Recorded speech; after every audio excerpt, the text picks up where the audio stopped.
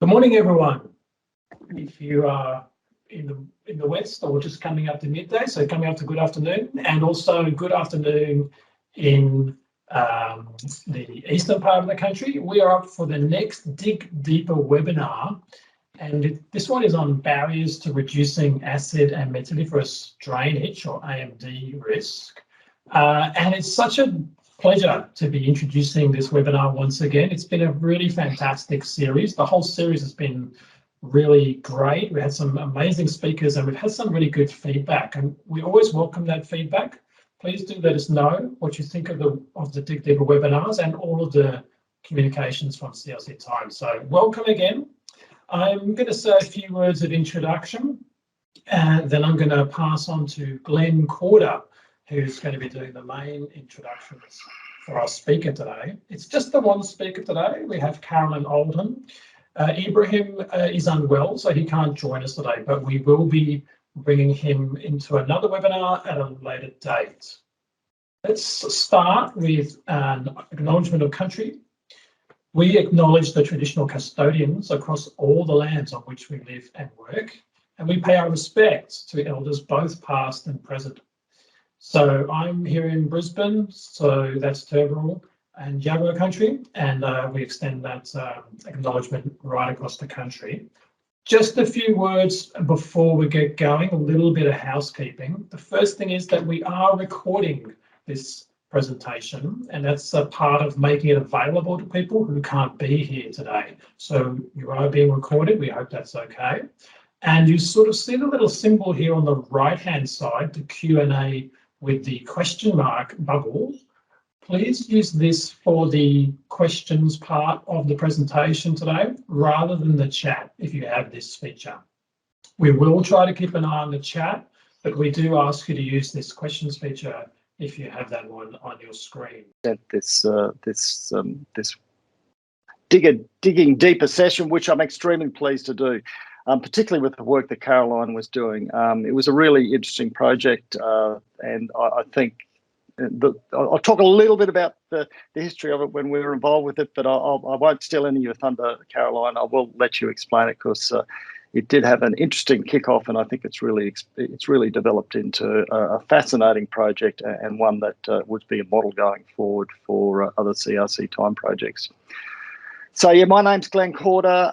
Some of you on the line might remember me, as I said, from being Program 3 leader and operational solutions, as it was called, or as it still is called, program leader. And I was based at the University of Queensland. I'm actually sitting here today. So I am on the lands of the Jagera and Turrbal people. And I just encourage anybody, generally where we've done this previously, I would encourage anybody to, if they would like to put the lands of the traditional owners on where they are currently based at the moment. If they'd like to put that into the chat, I think that would be a great thing to do. Now, hopefully you're seeing a screen. Can somebody give me a confirmation they're seeing a screen that says barriers to reducing acid and metalliferous draining risk? Are we seeing that screen? We're seeing today's presenters. Picture of you and me. That's not what we're meant to be seeing. You see slide 2 of the front. We've been past the front page, Glenn. Hang on, where we're going here. So let me just share the right screen. Share. I've got it here. Try again. Here we go. I don't want that. What's that doing? Hello. Perfect, man. We're good now. Oh, we're good now, are we? Yep. Great, excellent. I'm not quite sure what mode you're seeing that in, but I shall continue anyway. Look, just we did the acknowledgement to country previously. Thanks, Tom. For any of you who are just late, I'd just like to do it again. So we would have liked to acknowledge the traditional custodians across all the lands on which we live and work, and we pay our respects to elders both past and present. And as I said, we're on the lands of the Turrbal and Jagera people here at the University of Queensland. This session is being recorded, as all the Digging Deeper sessions are, and so just to make you aware of that, and that's obviously for people that can't make the session but like to hear more about this. I just would like to. Well, I'm here as call me a presenter. I'm not really a presenter. I'm just really here to introduce Carolyn. Carolyn is going to be talking about the project that she's been involved with. And I do just want to just reiterate what Tom said, is Ibrahim, who was down to give this presentation today in terms of the foundational project that he was working on or leading, which was abandoned mines in Australia. It's unfortunately unwell, but that will be at a later time. And so now I'm on the right slides. See, this is what happens when you don't work for a while. You don't know how to use the technology very well. So, but it is my great pleasure to introduce Carolyn to talk about this project. It was really interesting, this project, when it first was initiated. We thought it was going to be, well, it was going to be a foundational project that really had a strong technical focus. And when it went to review, particularly from some of the industry players, but also the CRC board, they realised that, look, a lot of the technical issues, I know there's a lot of technical issues that have been addressed and tried to be solved with AMD, but there's still a lot of issues around AMD, and that maybe that a broader focus around trying to understand some of the non-technical, some of the things that were sitting in governance in terms of business operations, environmental aspects and social aspects. Maybe we should just broaden it out and take a broader approach to really understand why AMD has been an intractable problem. And we nominate Carolyn to do the original project. And when we came back with the revised scope, I think it's fair to say Carolyn was even more excited, because it was really sitting in that interdisciplinary, transdisciplinary space, which Carolyn is particularly well versed in and has done a lot of work in that previously. So I'm really interested to hear the final output from this. But I will give you just a brief bio of Carolyn. So Carolyn is Professor of Environmental Engineering at UWA and has led research on environmental contaminants for the last 25 years. She was project leader in the WA Centre of Excellence for Sustainable Mine Lakes from 2003 to 2008 and led a research team developing tools for the prediction of long-term water quality in acidic pit lakes. For the last decade, Carolyn has led projects under the CRC Water Sensitive Cities on understanding water and nutrient pathways in urban areas with strong surface water, groundwater interactions. Through that work, she has created deep relationships with end users and facilitated cross-disciplinary integration with planners, regulators and industries in the water sector. So Carolyn, hopefully that gives you a bit of an introduction. Hopefully that gives everybody a bit of an introduction to Carolyn. And Carolyn, I'd like to hand over to you to talk about your really, what I think is very exciting foundational project on the barriers to AMD risk. Thanks very much, Glenn. Could you please stop sharing your screen? Great. And now I'm going to attempt to share my screen. Could someone? Yeah, it's still in present. It's still not in presentation. One thing I just might add to everybody, just if you do want to add, we will be having a Q&A at the end. If you'd like to put any questions in the Q&A box as we go along, that'll be great, and I'll be facilitating those questions afterwards. Sorry, Carolyn, over to you. Okay, thanks very much for the introduction. And you'll notice there's a slight change in the title from what I guess was advertised and what I'm showing on the screen. And this reflects the evolution of the project and the iterations as we've really tried to synthesize what are the main messages and recommendations that are coming out of this project. And the title is actually Developing the Business Case for Responsible Management of AMD. So rather than focusing on the barriers, which was, I guess, the title in the early days, we're really looking at how can we support stakeholders, range of stakeholders, particularly internal to mining and companies and government, develop the business case to convince whole of organisation that responsible management of AMD is in everyone's best interest. So with that, I'm going to talk a little bit about, so what is AMD? Acid and metalliferous drainage. It's a mouthful. And I want to start with a quote from the International Network for Acid Prevention. That's a large global network. It's been going for about 30 years now, saying that acid and metalliferous drainage, or AMD, is one of the most serious and potentially enduring environmental problems for the mining industry. Left unchecked, it can result in such long-term quality impacts that could well be this industry's most harmful legacy. Effectively dealing with AMD is a formidable challenge, as indicated by the high liability cost carried by many mining companies. And the image on the right is some AMD. And I guess that's one of the things that strikes me about AMD is visually, it's really striking when you see it. And I've found in the last week, there's actually a whole network or website associated with the art of AMD drainage because it's so visually stunning. So, but acid and metalliferous drainage, or AMD, typically occurs due to the mining and processing of base ores, for example, gold, nickel, zinc, copper, and also coal. And the waters that are impacted by AMD can have a pH of 2. So that's about similar to lemon juice, just as a comparison. The map is really interesting that shows here. This is just lead, copper, and nickel mines. There's no gold mines and there's no coal mines shown here. But it highlights the number of lead, copper, nickel mines where you would expect acid mine drainage. And one of the other things it highlights, the different shading across the world is all the different ecosystems, climate zones, etc. And you can see that these mines are pretty much spread across the whole world.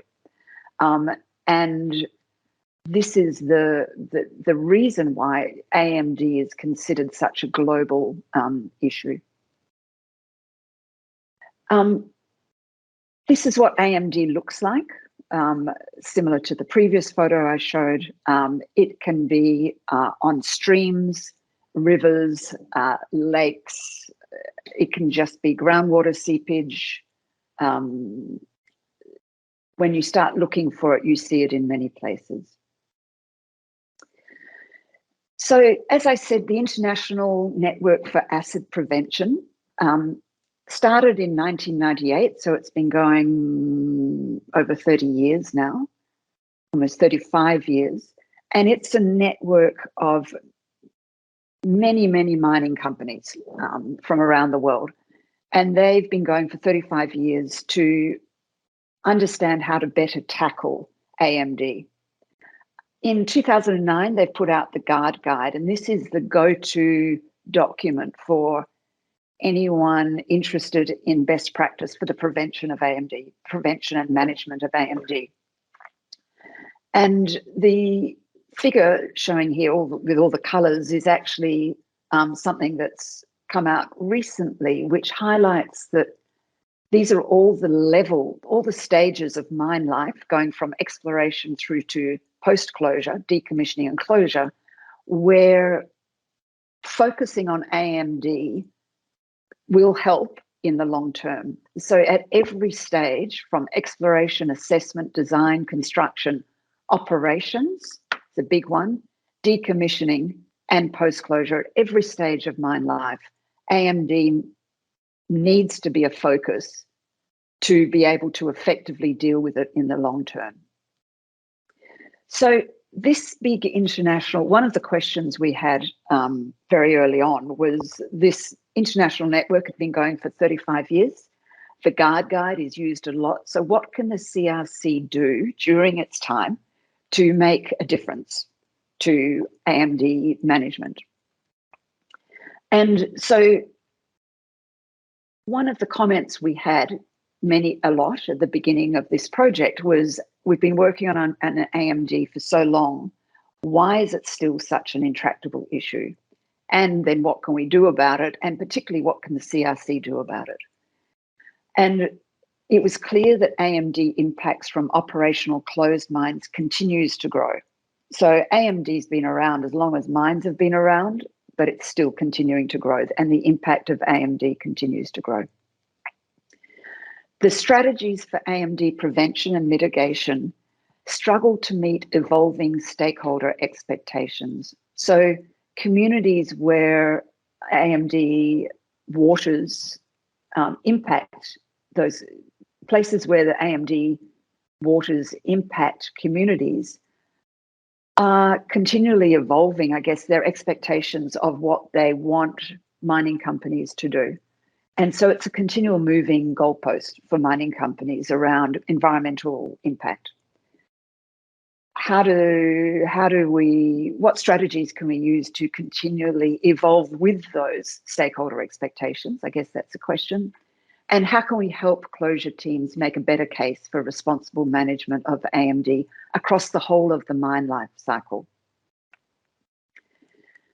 So this is the team that we pulled together. As Glenn mentioned, this was originally conceived as a mainly technical project. And as we got into it and had feedback from a range of stakeholders, that project started to morph into a much more broader interdisciplinary project, where the technical scientific aspects of AMD were one component, but only one of many components. So the final project team was myself, Anna Singh, who is, I think, in the webinar today. Anna was our on-ground person who did a huge amount of the work for this project. Lisette Kansa, who's an organizational psychologist, and Chantal Bourgault, who has done a lot of work around relationships between communities and scientists. So we formed this team, and we had a large range of partners as listed there, both other universities, other researchers, plus a whole lot of industry partners. So what did we actually do? Because we recognize that AMD management spans across a very large range of disciplines and stakeholders, it's what we call a wicked problem, which means that the stakeholders are not necessarily on the same page with their perspectives of the problem, what they want out of a solution, and indeed even what their values are. And so that's sort of by definition a wicked problem. So what we know is that with wicked problems, a typical scientific method or engineering method approach doesn't actually work with wicked problems. We rely on a much more collaborative and community-based dialogue with all stakeholders. With that in mind, we set out to run global stakeholder workshops. So in the end, we ran two. These were run across 2 different time zones, and we had the red dots on the map shows the locations of attendees at those workshops. So we ran 2 across 2 different time zones. Across the 2 workshops, we had about 120 people attending, and the pie chart on the right just gives a breakdown of the sectors that the attendees came from. So we had a good range of stakeholders who were represented there. I guess one of the things we didn't get was a good number of community representatives, and that's something that we could work on more in the future. So the stakeholder workshops, there was no prescribed, it was a particular format that has been used around the world for about 30 years for wicked problem exploration. There was no agenda set beforehand. There were no guest speakers. There was no panel of experts. There was an assumption that everyone who came to these workshops was already an expert because they had the interest to come along, and therefore they were coming to contribute. Once everyone arrived, and this was all in COVID time, and it was actually all done via Zoom, and it was actually fabulous to see this happen via Zoom. So people attended on Zoom. We used a virtual whiteboard essentially for people to nominate topics they would like to see discussed. We set up a schedule like it's sort of like a conference with parallel sessions. People could choose to attend a discussion or leave a discussion at will. They could drop in and out of discussions. If they found the discussion was boring, they could leave and go to another discussion. All of the discussions were transcribed. We had a Google Doc for every discussion group, and there was a live transcription. So everyone in that discussion group could be writing what was said as in real time. And then at the end of the workshops, we had transcriptions of every discussion that was had. These were anonymous transcriptions, but we had a transcription. All of the discussion transcriptions were compiled into a book of proceedings, and everyone who attended got that book of proceedings. So they had a record of everything that was said in all of the discussion groups. Then we had a large amount of data. And what we did as a research in the project team was to do a thematic analysis of those workshop discussions. We used some amazing software called dialogue mapping, which allowed us to keep track of where we saw connections between a comment that might have been made in one discussion group with some comments made in other discussion groups, but we could connect those through this software interface.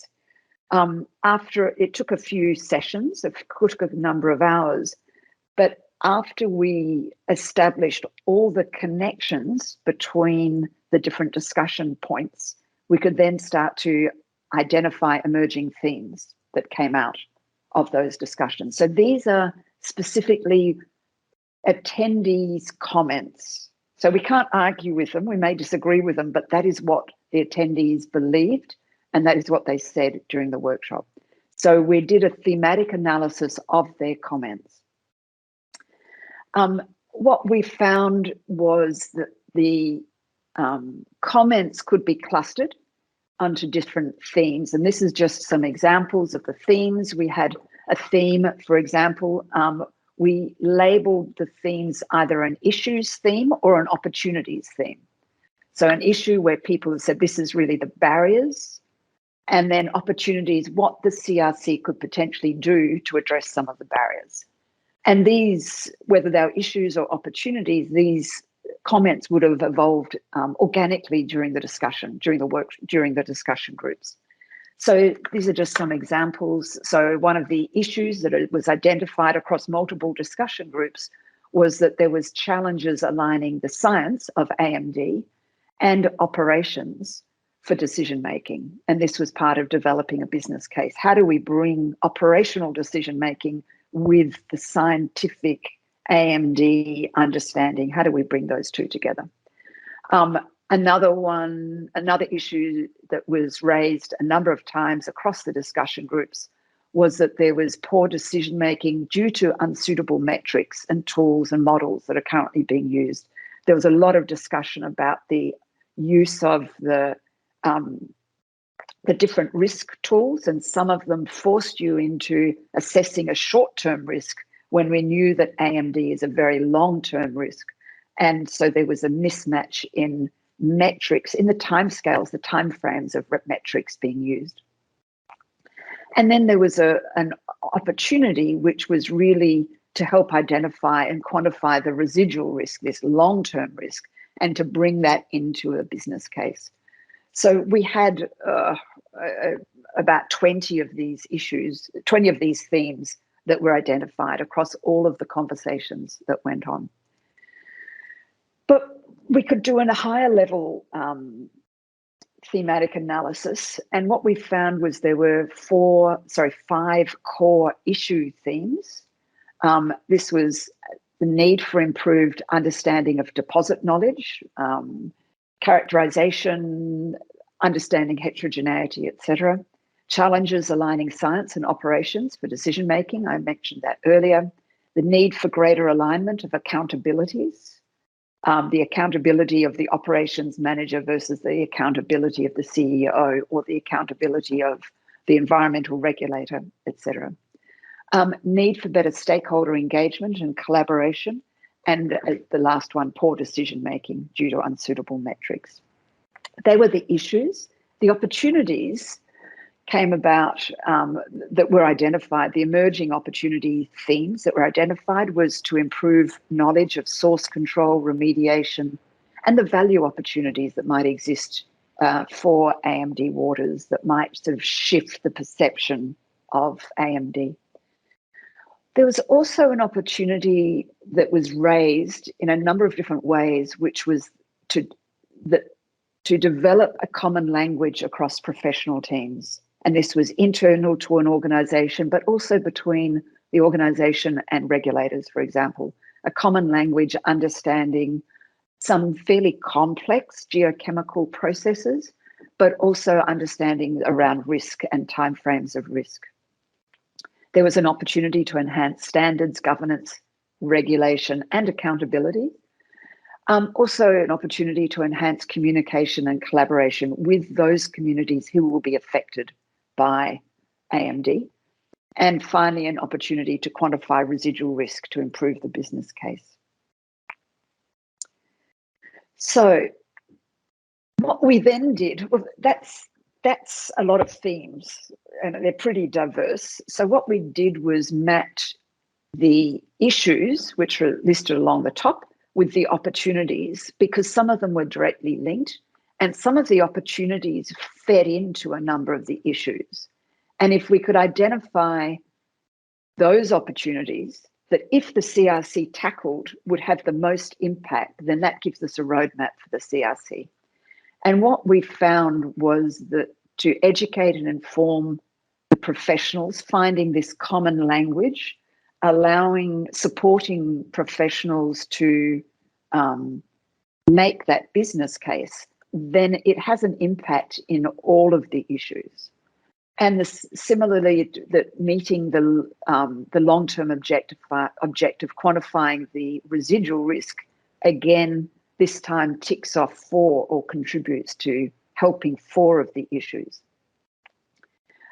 Similarly, there was the stakeholder engagement and the need for greater clarity around accountability ticked off a number of the opportunities. So we start to get the focus areas that the CRC could work on. And so those are them just shaded out there. So we ended up clustering all of this into 4 sections. 1, enhancing the business case for AMD, engagement, communication, and education, standards and governance, and understanding the science of AMD. When we talked about, as we worked further, so just going back a slide, as we worked further into enhancing the business case for AMD, this need to develop a common language for across organisational teams, how to make a business case, that really sense of how do teams enhance their ability to argue the case for AMD. We came up against some discussions, and they were threaded through the workshops around where different organisations sat with respect to AMD and closure maturity, you could call it. And I'm also involved in gender equity in Western Australia within science and engineering. And at the same time, we were working with a model from Deloitte that Deloitte developed in 2018, which was actually for organisational maturity with respect to gender equity. And I saw this model and thought that we could transform it into organisational maturity with respect to closure, AMD management, etc. And we've used it a few times with stakeholders since we developed this, or I should say we transformed Deloitte's gender equity model into a mine closure or AMD model. And you can see that the initial organisational state, if you like, is around compliance. Then it moves to programmatic, where the closure team becomes the center of gravity, but that there's some challenges at that point that, for example, the business case for closure is developed but not understood across the organisational, and organisational KPIs don't necessarily align with closure objectives. And when I say closure here, I could also say responsible AMD management objectives. The next state, as we move to organisational maturity, is that the leaders of the organisation have engaged with, in this case, closure, and that it becomes a personal priority for the CEO and the executive team. So the KPIs are starting to align with long-term closure objectives, but what you're starting to see is that systemic cultural barriers are surfacing, and there's a strategy being implemented to try to change those cultures. Until finally level 4, or the highest case of maturity, if you like, is when that business case for sustainable closure or sustainable management of AMD is absolutely integrated throughout an organisation, and that the external brand aligns with the internal values, and that business case becomes just part of standard business, that commitment to long-term closure AMD management. So this seemed to support a lot of the comments that were coming through, because there were different people from different organisations who had identified during discussions that their organisations were at different states or at different stages in this organisational maturity. So we can't think that everyone is just at the same stage. So where to from here? From putting all of this together, we came up with a short-term recommendations for the CRC, which was the 0 to 3 years, and also medium term, 0 to 6 years. So this is over the life of the CRC. And in particular, for enhancing the business case for improved AMD management, we suggested that the CRC could develop methodologies to support the required transitions in organisational maturity, relating to mine closure generally, but also to AMD specifically, AMD management specifically. There's also an opportunity to undertake a case study with a willing organisation and do an audit of their KPIs and the timeframes of their KPIs across the whole of business, and identify where conflicts could or might or do arise for AMD management. In the longer term, it's to improve frameworks to adequately quantify risks and therefore opportunities throughout the mine of life, and particularly relating to planning and associated residual risks. For the educate and inform cross-disciplinary teams, professional teams, this was in the short term to identify the skills, needs and education required to capture closure challenges in the business case. So a number of people were telling us again and again that there isn't a common language, that the big part of their challenge is to how to communicate the risks, the technical risks, the risks of geochemical processes to the financial team who are making decisions. And so that's a common language challenge. And so in the medium term, we suggested that the CRC could actually develop educational resources that could be used for cross-disciplinary team to facilitate a shared understanding. Understanding community aspirations for AMD risks, AMD affected lands. In the short term, explore how to improve traditional owner and community awareness of AMD. There was a sense that there wasn't strong awareness of AMD in communities. So how to improve on that, explore opportunities for two-way science with traditional owners of AMD affected lands, use traditional owner and community aspirations for the future use of AMD affected lands to drive research on closure. So that's sort of, in universities, we talk about a flipped classroom. And I see this as like a flipped engagement process where, first of all, we ask what the traditional owners and communities want to do in the future, and they use that to drive research. So it's a different way of developing those research projects.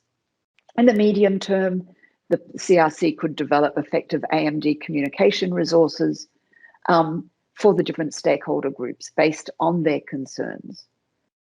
Develop a platform to share. I've got no idea what that one AUKUS 1 ed is. It's a typo. But to share operational data. I think that was actually anonymized. I don't know how it got one AUKUS 1 ed. But to share operational data for benchmarking. And then also in the medium term, select demonstration sites and develop a business case of both failures and success of AMD management. This came through a number of times in the global workshops we ran, that sometimes we can learn so much for failures, but it's very challenging for those failures to become public, so that people really understand what happens when AMD is not managed, and then we learn from that. But also understanding where there has been success in the relinquishment of AMD affected land. Enhance standards and governance. Short-term, develop approach for governance of regional scale AMD management with consideration for cumulative impacts on regional economies, and assess operational and regulatory barriers that may limit social and environmental monitoring and reporting. In the medium term, look at the decision-making processes that underlie the existing permitting conditions with respect to AMD and water pollution, and look at new regulatory approaches that could be used to improve outcomes. And finally, some science, improve knowledge of source control remediation and value opportunities in the short term, understanding more of source control and materials handling, and particularly around prediction of accurate forecasting or prediction of AMD.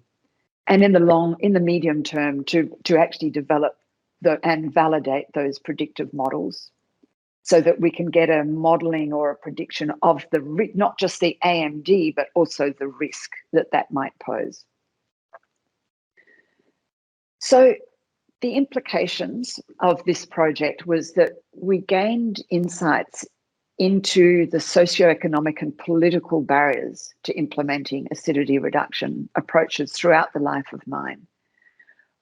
As I said, we started out the project thinking we would get some insights into the scientific solutions to AMD, and what we got was something different.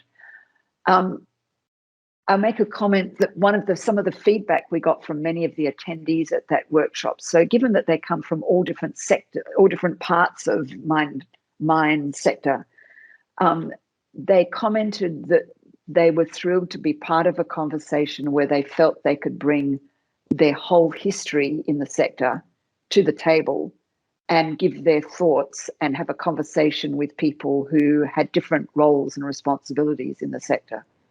They said they've never done that before. They've never been brought together in that multi-stakeholder,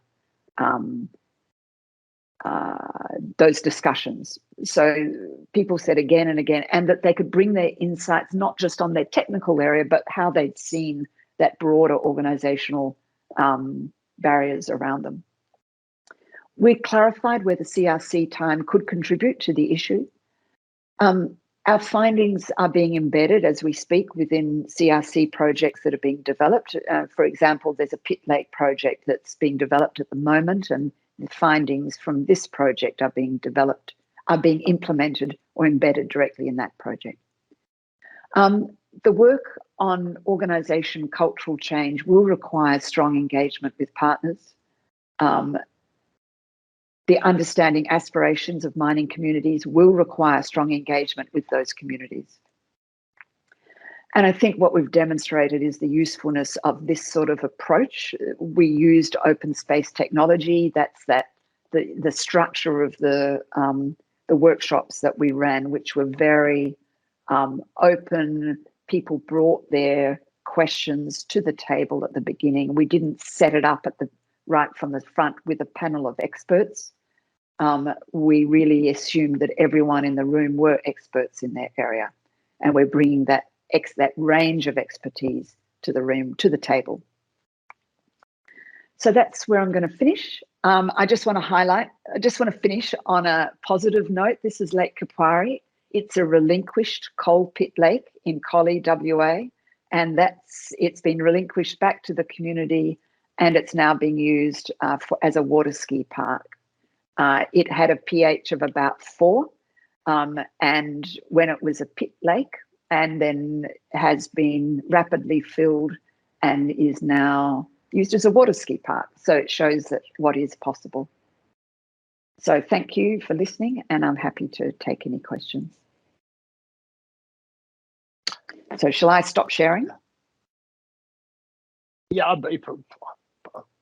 you can do if you'd like to, Caroline. So thanks very much for that, Caroline. That was, look, a great summary of I'm just trying to think a really novel project, and I wonder, and I'm not an expert in this area, but I wonder if an approach like that has actually been applied to AMD risks. By the sounds of some of your final comments there, that you were saying that it probably hasn't, given some of the people that are in that workshop, that they haven't had that opportunity to engage with a different set of stakeholders with around the issues around AMD. So thanks very much for that. So now we do have it open to questions. There is one question from Greg, which when I look through it, it actually links in very neatly with your last slide. So I'll read it out. And the question is, Greg, I don't know your surname, but he has asked to have a question about the use of open coal mining voids being used for water storage. Can the possibility of poor water quality in the voids due to salinity and heavy metal contamination be dealt with to ensure water quality is suitable for agriculture, irrigation, etc., or even water skiing, possibly? Yeah, thanks very much, Greg, for that question. It's a really good question, and I think for me it highlights why we need to understand the aspirations of the communities very early on in the piece.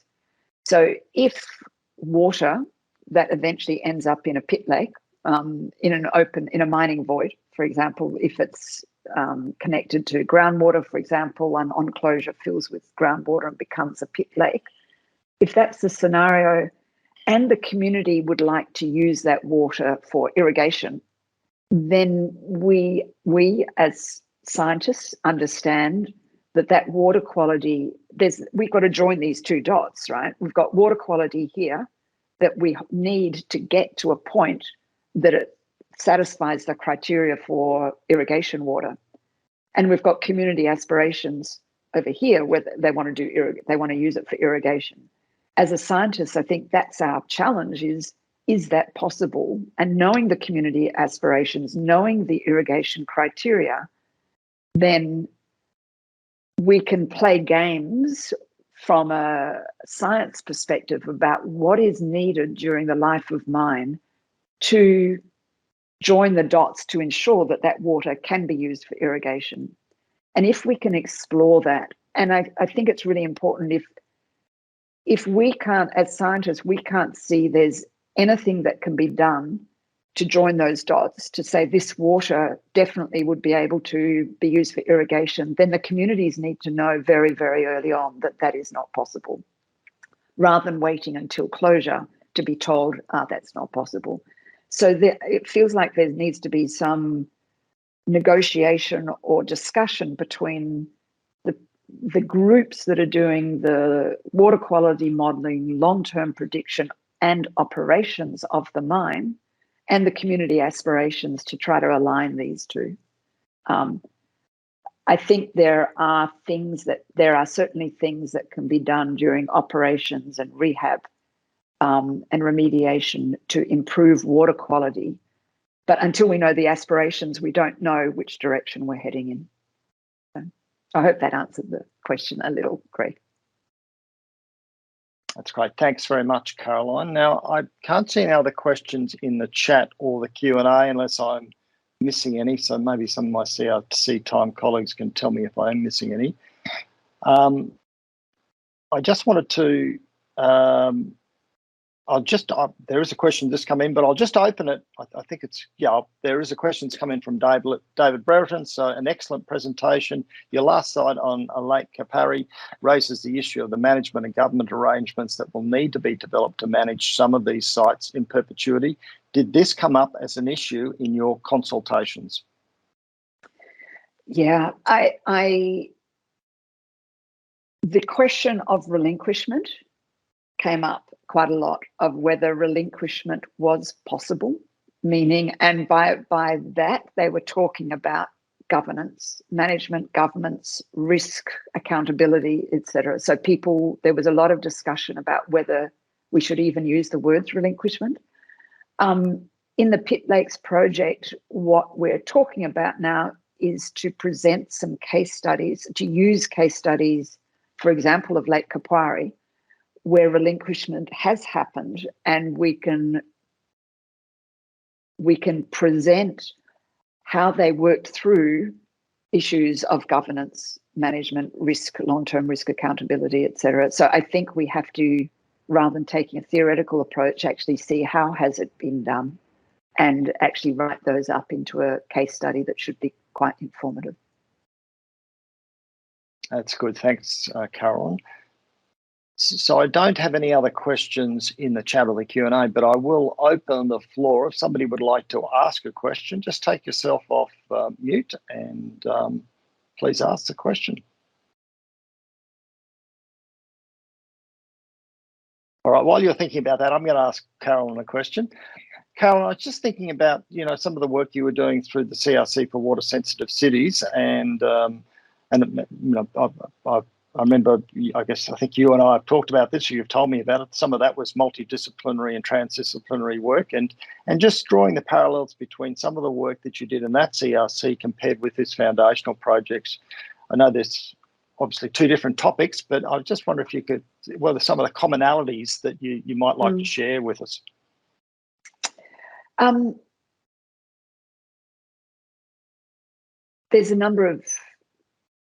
There are a number of common elements, but I think the one that I really have brought from experience in that CRC to this CRC was, the CRC for water sensitive cities.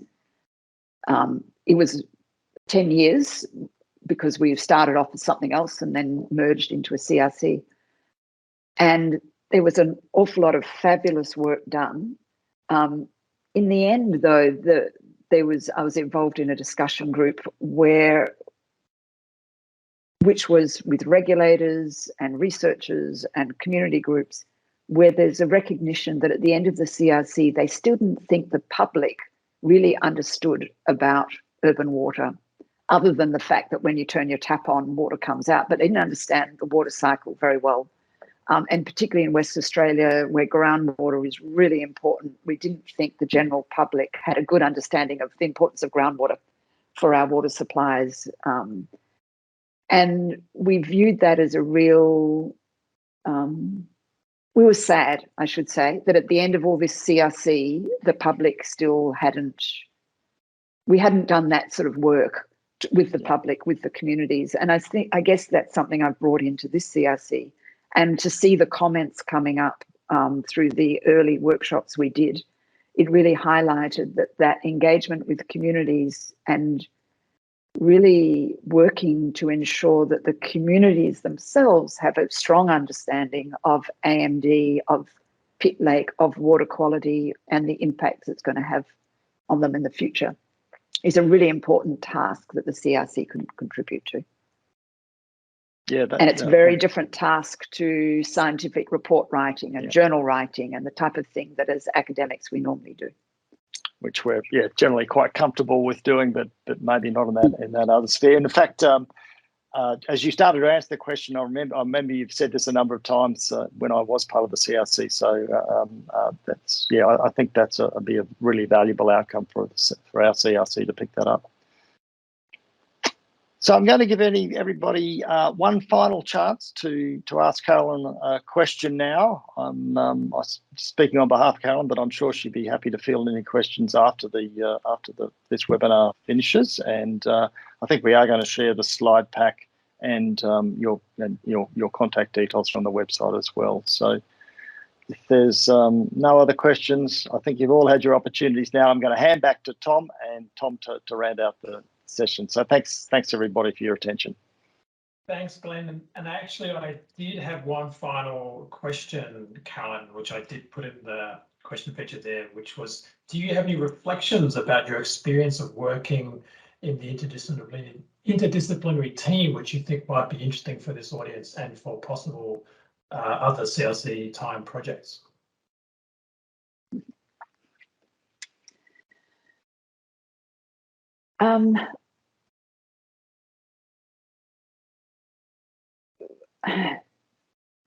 I've worked in this interdisciplinary team, and I've also taught interdisciplinary approaches to undergraduate and postgraduate students for about 15 years.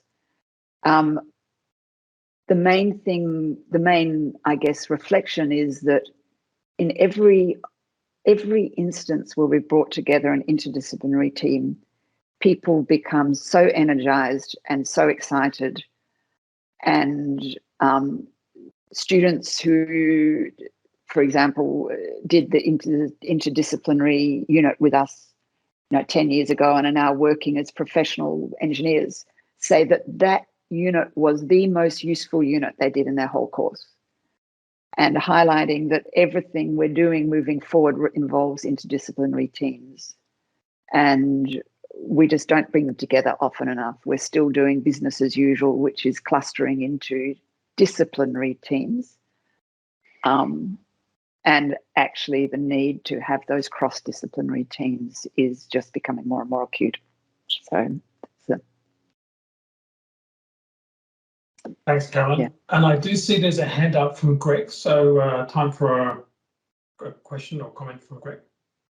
Yes, this is Greg Story. I asked the question before of Caroline. Thank you for your answer. I'm from the Hunter Lakes Corporation, and my question was about utilising coal mine pit lakes for large-scale water storage. And as I understand it, the pit lakes themselves will become saline sinks if they are not dealt with in some way, and therefore they do need to be treated to some extent, otherwise they become an environmental hazard. And the second part of it is about the science of treating the acidity and the metalliferous contaminants so that the water that's stored therein can be used for agricultural and irrigation purposes, please. First of all, the salinity question. Not all pit lakes will become hypersaline, certainly. It depends on your climate, and if it's groundwater that's bringing in the salinity, it depends on the salinity of your groundwater and also your rainfall and it depends on a range of things. So certainly not all pit lakes will become hypersaline. A number of them will. There's real questions about how to deal with that, as you know. At the same time, we do have desalination plants for drinking water. So we know we have technology to desalinate waters. Some of those waters still may not be appropriate for irrigation, but they could be used for industrial reuse water. There's a whole lot of possibilities there that could be explored. The other question you had was around, what was your second question? Utilising the remediation, Caroline, for large-scale water storage and irrigation. Yeah. So the other question was remediation. The waters can certainly be used as long-term water storage. I think that the pits can certainly be used for long-term water storage. That's certainly what most pits would be used for. There's some discussion here in WA about using them for micro hydroelectric purposes for generation of electricity. So there's a whole range. And the remediation of the water quality for acidity as well.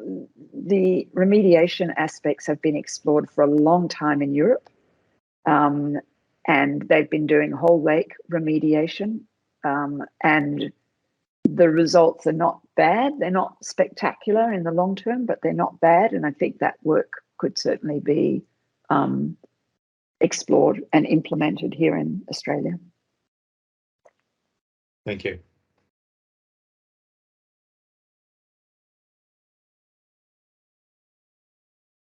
Just had to find the mute button. So I'm going to say thanks to Carolyn, and also just a reminder that we are going to be rescheduling Ibrahim's webinar for another day when he is better. He's unwell at the moment. We are posting a comment in the chat, which will have a link to a survey. So please do have a look at that survey. We really welcome your feedback. It's very, very helpful for us. And we will be letting you know when the next webinar is ready to go. But first of all, first and foremost, thank you so much, Carolyn, and thank you, Glenn. And thank you to everyone who's listening today and listening online. Thank you very much. Thanks, everyone. Bye. Thanks. See you. Bye.